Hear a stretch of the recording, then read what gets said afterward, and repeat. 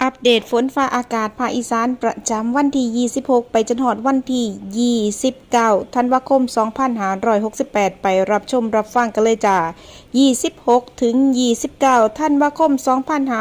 2568 ลักษณะอากาศทั่วไปประเทศไทยตอนบนสิมีอุณหภูมิลดลงกับมีลมแรง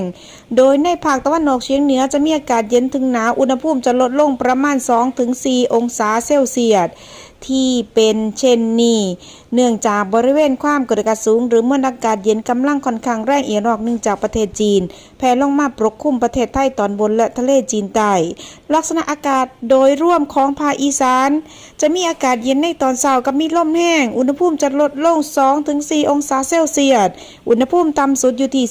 13-19 องศาเซลเซียสอุณหภูมิสูงสุดอยู่ที่ 28-32 องศาเซลเซียสบริเวณยอดภูอากาศหนาวอุณหภูมิต่ำสุด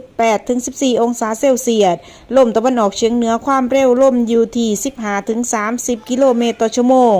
ขอควรระวังกับขอให้พี่ๆน้องๆชาวภาคอีสานทุกท่านดูแลสุขภาพเนื่องจากสภาพอากาศที่เปลี่ยนแปลงและสภาพอากาศที่หนาวเย็นลงรวมทั้งระมัดระวังการสัญจรผ่านบริเวณที่มีหมอกไว้น้ำและระมัดระวังในส่วนของอัคคีภัยเนื่องจากอากาศแห้งและลมแห้งค่ะ